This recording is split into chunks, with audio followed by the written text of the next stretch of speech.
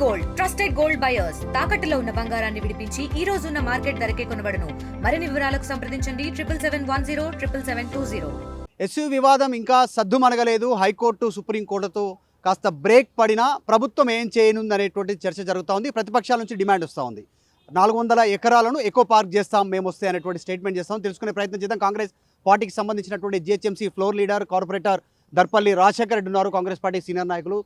రాజశేఖర రెడ్డి గారు, ఏం చేయబోతా ఉన్నారు మీరు? ఎందుకంటే మీ ఎంపీ ఆల్రెడీ మల్లురావు ఒక స్టేట్మెంట్ చేశారు. నిజంగా దానికి కట్టుబడి ఉందా? యూనివర్సిటీ విషయంలో ప్రభుత్వం ఏం నిర్ణయం తీసుకుంది? ఇప్పుడు నేను ఏమంటున్నానంటే పిల్లలందరూ కూడా వాళ్ళ తల్లిదండ్రులు ఎంతో కష్టపడి కాయ కష్టం చేసి చదివించాలనే ఉద్దేశంతో పిల్లల్ని యూనివర్సిటీలకు కాలేజీలకు అక్కడిక్కడికి పంపిస్తుంటాం. జనరల్గా ఎవరైనా, నేను కూడా మా పాపను అట్లనే చదివిస్తుంటా. సో నేను అనేది ఏంటంటే సార్, హెచ్యూ విషయానికి వచ్చినప్పుడు వైల్డ్ లైఫ్ ఉందని అదని ఇదని చాలా కథనాలు వచ్చినాయి బయటికి. టోటల్గా హెచ్యూలో ఉన్న జింకలెన్ని, ఏనుగులెన్ని, ఒంటెలెన్ని, సింహాలెన్ని, ఇవన్నీ కూడా డేటా బయటికి రావాలి. సో నేనేమంటున్నా, రీసెంట్గా నాకు వాళ్ళ హెచ్యూ నుంచి ఒక పిల్లగాడు ఫోన్ చేసిండు. నిన్న శనివారం నాడు ఫోన్ చేసి అన్న చూడు, పోయిన నెల మా దగ్గర ఒక ఈవెంట్ అయింది, అది యాన్యువల్ డేనో సంథింగ్ ఏదో అంటారు, మనకి అది తెలియదు కానీ అవేదో అయిందంట. అయినప్పుడు 3 పిన్ డీజే పెట్టిరాడ. 3 pin DJ. మరి 3 పిన్ డీజే పెట్టినప్పుడు ఏమి ఇబ్బంది కాలేదా జంతువులకు? అక్కడ జంతువులు ఏం డిస్టర్బ్ కాలేదా?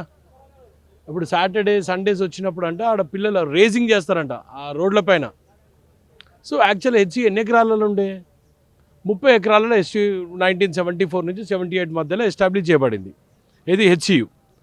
ఆ హెచ్యూ డెవలప్ చేసిన ప్రాంతము 30 ఎకరాలలో ఉంటే ఈరోజు 200 ఎకరాలకు వెళ్ళిపోయింది. డిఫరెంట్ డిపార్ట్మెంట్స్ వచ్చినాయి.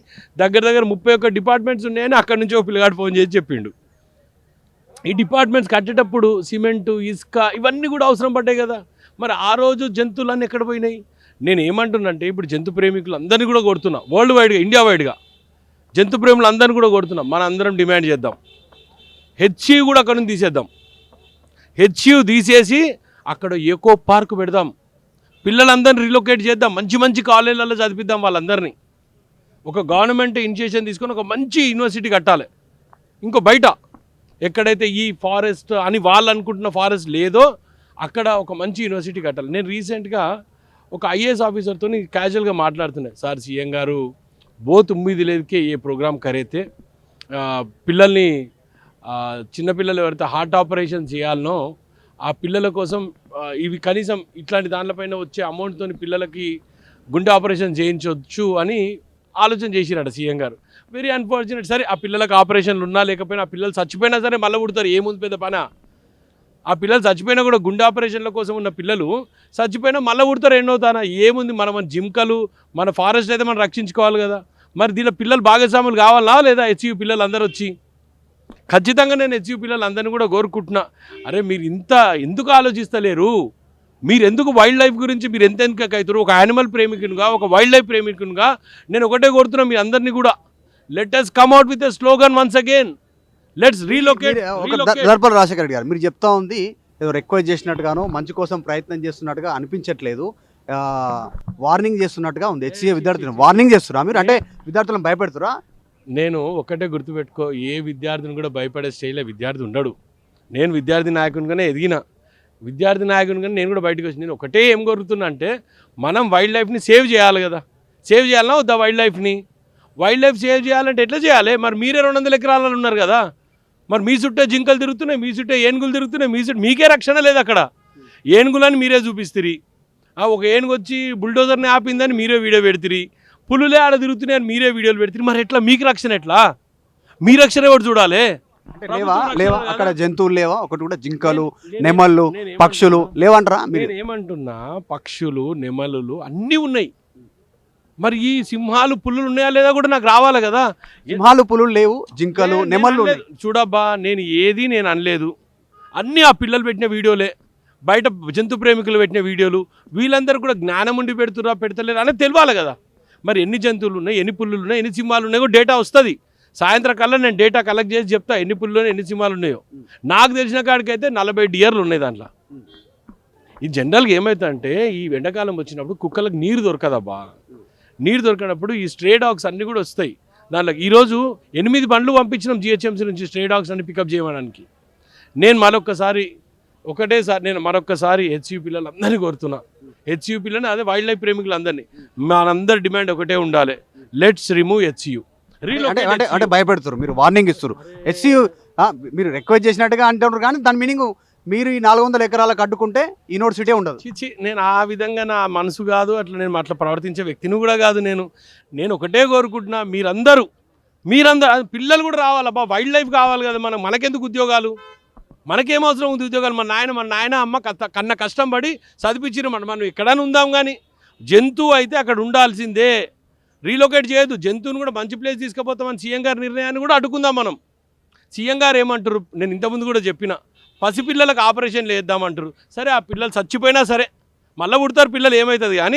కానీ ఈ సంపద మాత్రం పోనించుకోవద్దు. మనం పిల్లల్ని కోరుతున్న హెచ్యూ పిల్లలందరూ ప్లీజ్, మీరందరూ మనం రీలొకేట్ కోసమే ఆలోచన చెయ్యాలి. ప్రభుత్వం కూడా అట్లనే ఆలోచన చేస్తుందా నిజంగానే ఎస్సీని వేరే ప్లేస్ లో పెట్టాలని ఆలోచన? కాంగ్రెస్ పార్టీ సైనికునిగా నా ఆలోచన, ప్రభుత్వ ఆలోచన ఎట్లుందనేది నాకు తెలియదు. నా ఆలోచన, కాంగ్రెస్ ఎంపీ మల్లురవి స్టేట్మెంట్ చేశారు, ప్రతిపక్షాలు ఆరోపణ చేస్తున్నాయి, ఎస్సీనే తరలిద్దాం, మొత్తం 2000 ఎకరాల్లో ఎకో పార్క్ చేద్దాం. నేను ఎకో పార్క్కి నేనేం వ్యతిరేకం కాదు. నేను ఏమంటున్నా అంటే, ఆడ ఎకో పార్క్లో వచ్చిన అన్ని సముదాయాలను కూడా తీసేద్దాం. ఏం ప్రాబ్లం ఏమవుతుంది? ఒక యూనివర్సిటీ కట్టలేమా? అందరం చందాలు వేసుకుందాం, మీ పాకెట్ మనీ అందరు ఇవ్వండి, హెచ్యూ పిల్లలు పాకెట్ మనీ అందరు ఇవ్వండి, చందాలు వేసుకుందాం, మంచి యూనివర్సిటీ కడదాం. 31 డిపార్ట్మెంట్స్ ఉన్నాయి కదా, ఇప్పుడు 31 డిపార్ట్మెంట్ 1974 నుంచి ఇప్పటివరకు కట్టిర్రు. మనం విత్ ఇన్ నో టైం కొత్త టెక్నాలజీ, మీరందరూ చదువుకున్నారు, మీ టెక్నాలజీ పెట్టే చదవచ్చు, మీ టెక్నాలజీ పెట్టే మనం పెద్ద యూనివర్సిటీ కట్టొచ్చు ఆడ.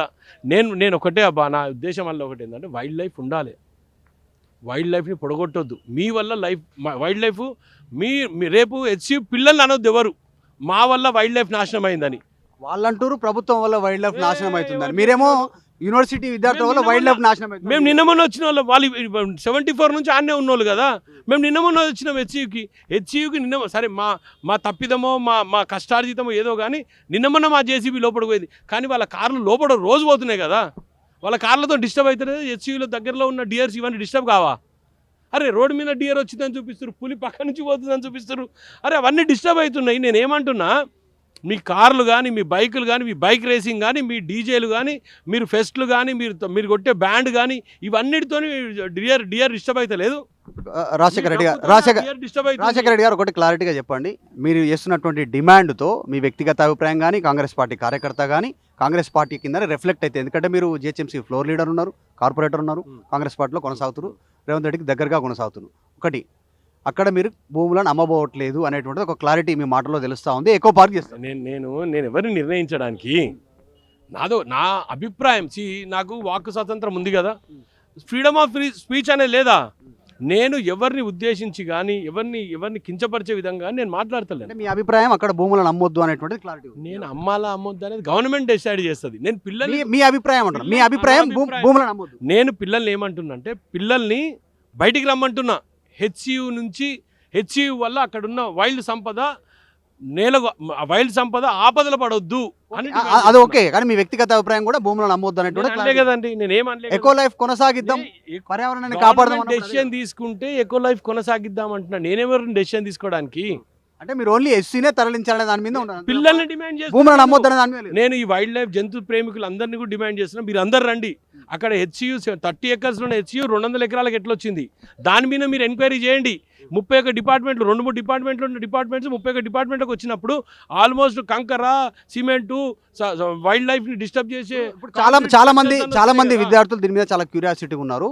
మీరు ఏం చెప్పదలుచుకున్నారు ఫైనల్ గా విద్యార్థులకి, స్ట్రైట్ వర్గా విద్యార్థులకు ఏం చెప్తారు? విద్యార్థులకు ఆర్టీవీ ద్వారా నా విజ్ఞప్తి ఒకటే, మీరందరూ కూడా చదువుకున్న పిల్లలు, మేము ఎవరం చదువుకోలే అని మీ ఉద్దేశం ఉంటుంది.